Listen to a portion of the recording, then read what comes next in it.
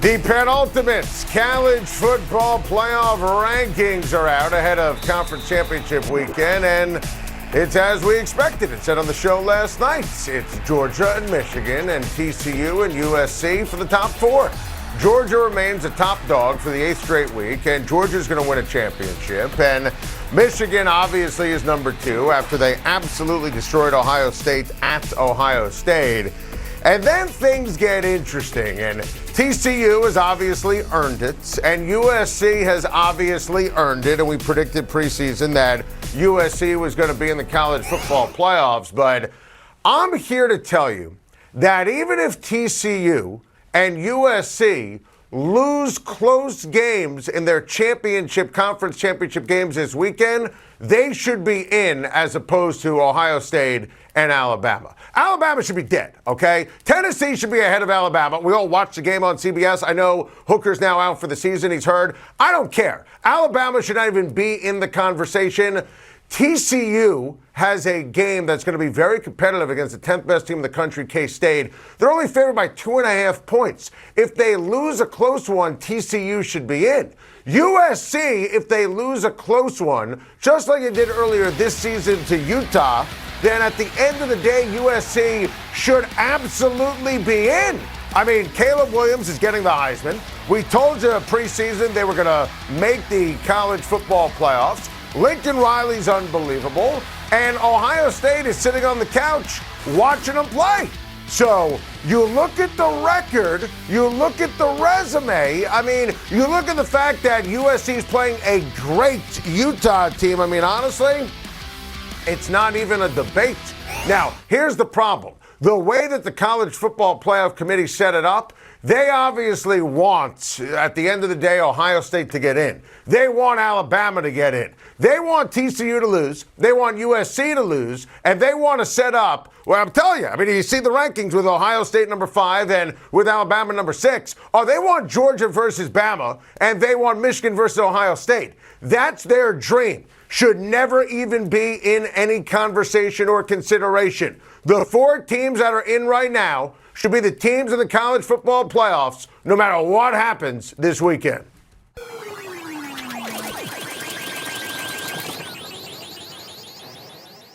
I believe the Miami Dolphins can do no wrong when it comes to the NFL draft. I get the feeling as if that's going to be used as a throwback Thursday at some point. If they stay at 5 and keep their other 2 picks in the first round and still get their franchise quarterback, that's going to be considered a win. I love Tua. I understand why teams would be concerned based upon the health. I also think Justin Herbert is going to be an absolute megastar.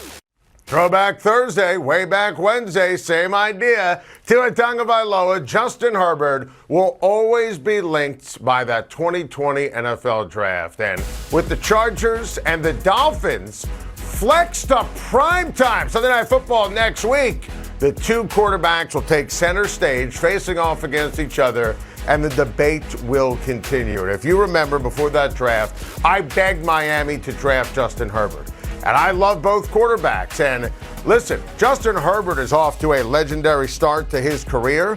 Tua Tagovailoa is a legit MVP candidate now that he has the right coaching and offensive talent and weapons around him. But it's going to be interesting to see if both of these teams and quarterbacks head into that showdown in prime time off a win. Now, I expect Justin Herbert to own the Raiders. I truly do. That's the signature game, of course, this weekend on CBS. And I expect Justin Herbert to be masterful. But the Raiders, obviously, they have found a little bit of a groove and a little bit of a rhythm. But Herbert and Keenan Allen and company should be able to take advantage. I think San Francisco is going to beat Miami. That is going to be a terrific and tremendous ball game as well. That is a potential Super Bowl preview when it's all said and done.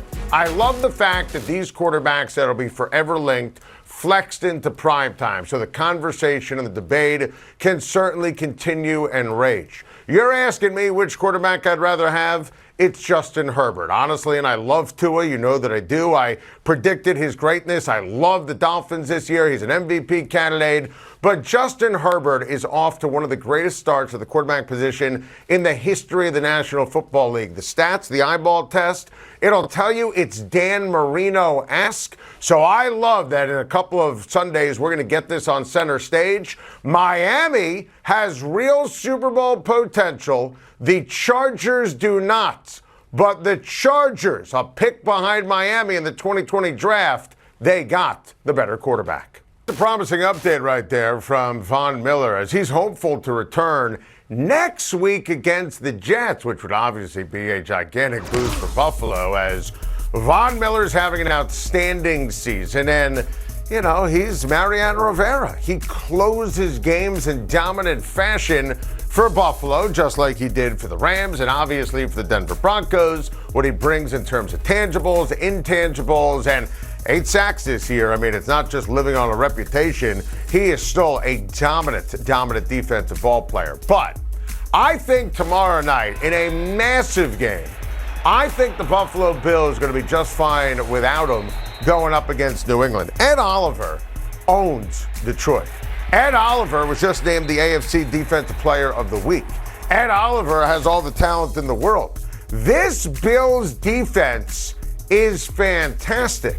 They should be able to not just survive, they should be able to thrive going up against Mr. Mac Jones and the anemic offense for the New England Patriots. Look, after the nonsense, what happened with Buffalo and Minnesota, there is no more margin for error. You know, Buffalo's only played 2 games in the division this year. They lost both on the road to the Jets and to the Miami Dolphins. They have 4 games left when you look at the AFC East. They're going to eventually have New England at home. They're going to have the Dolphins at home, the Jets at home, and they have New England tomorrow night. Josh Allen practiced fully. And listen, going against a Bill Belichick defense is never easy, even though Allen carved them up last year.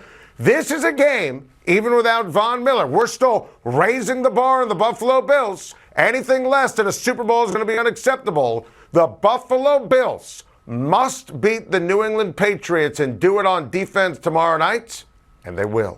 Welcome back. Time to shine. Some midweek musings for you on a Wednesday. Starting with my guy, Patrick Mahomes. And I want to make sure we hit this home before the calendar flips to December. Patrick Mahomes is the clear-cut MVP favorite in the NFL. And as you know, I'm not just a host with unbelievable hair. I'm also a voter. And I can't believe you have media elites, Twitter tough guys, fellow voters talking about somebody else other than Mahomes as the leader in the clubhouse. And it's early. There are 6 weeks to go. Aaron Rodgers got on a heater last year, became a no-brainer, and there are obviously some other great candidates, but Patrick Mahomes, the numbers are unreal. The eyeball test is even better. And I want to stress this when it comes to Mahomes. The Chiefs aren't that good. They cannot run the ball at all. They don't have any kind of consistency or elite play at the wide receiver position. The defense is pedestrian and average at best, and they're 9-2 with the 1 seed in the AFC. That is the definition of value. And this is a fun time for the MVP discussion because the AP finally listened to me. We're going to have a list for the first time where you can vote for 5 ball players for MVP, which is cool, and I've been begging for that forever. And that means you could even give love to non-quarterbacks like a Micah Parsons or a Derrick Henry or Justin Jefferson or Tyreek Hill, which is all sorts of awesome. And I acknowledge that Jalen Hurts would be number 2 on the list, and Tua Tagovailoa deserves consideration. You can't eliminate someone like Josh Allen or Joe Burrow. But at this stage, as we speak right now, it's not even close in my mind. Patrick Mahomes is light years ahead of the field as we speak right now before the calendar flips to December when it comes to the NFL MVP. I had this thought while looking at the matchups and what is going to be an amazing weekend in the NFL. The Eagles should be on upset alert against the Tennessee Titans. Watch out for my guy Derrick Henry in this game because I believe this game is going to be won on the ground. I think that Derrick Henry was, in a stunning fashion, bottled up by his standards last week against Cincinnati. The run defense for Philadelphia is poor. I think that Henry is going to smash and gash the Philadelphia Eagles. And I think that when you look at this entire Tennessee team, they match up well when it comes to the Philadelphia Eagles. They run the ball. They stop the run. They are well coached under Mike Vrabel. They have a great attitude and toughness. They go into every game believing they're going to win. I think Philadelphia is a great team. Their upside, obviously, is to go to the Super Bowl and win it. I think this is a poor matchup for Philadelphia. I can't wait for this one. I'm not suggesting Tennessee is going to run away with it. This is going to be fun, smash mouth, one of the great games of a delicious week coming up in the NFL. And I think, remember the Titans, Tennessee is a great opportunity to beat the Philadelphia Eagles. With the MLB winter meetings kicking off this weekend, I was thinking that the baseball hot stove is about to get wild and piping hot. I've got some predictions for you. First and foremost, I think Aaron Judge is going to get the highest AAV, average annual value contract ever. I love watching Jacob DeGrom pitch. I'm a Yankee fan, but I live in New York. I think DeGrom is leaving the Mets. I think the Phillies are going to get a star shortstop. What does that mean? That means either Trey Turner, Dansby Swanson, or Xander Bogaerts, or Carlos Correa. And I expect the Padres to go big. I expect the Dodgers to go big, either re-signing Turner, maybe get Justin Verlander. And I think the Blue Jays are going to be very involved in this free agency frenzy. Obviously, it all starts with Judge. And Judge, who talked to the press at his charity events a couple of weeks ago, he's cognizant of that. Whether it's the Yankees or whether it's San Francisco, he wants the team around him to get as much talent as possible. Now, our friend Jeff Passan over at ESPN reported today, 8 years, $300 million. That's the current Yankee offer to Aaron Judge, which would make him number one in terms of that aforementioned highest average annual value. Now, I also think the Giants are going to keep offering him money until he says yes, but boy, that's a great first effort by the Yankees and Brian Cashman, and there are signs that Judge wants to re-sign in New York, which would be excellent. Listen, I think DeGrom would like to go down south, and I think that there's a report, Ken Rosenthal had it, the Tampa Rays, who were in on Freddie Freeman last year, could offer him a 2-year guaranteed deal for $100 million. There's a report he can get Max Scherzer money, bare bones minimum, for a 3-year contract. The Texas Rangers could be involved. I know there are multiple reports saying the Braves are not going to be involved. I'll believe that when I see it. I do think Atlanta's going to re-sign Dansby Swanson. He's just outstanding.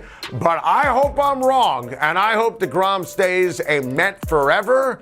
I mean, when he's healthy, there's still nobody like him in all of baseball. But I think, sadly, for the great Mets fans, I think he's gone. Thank you for watching. Please like and subscribe. And don't forget to hit the bell for more videos.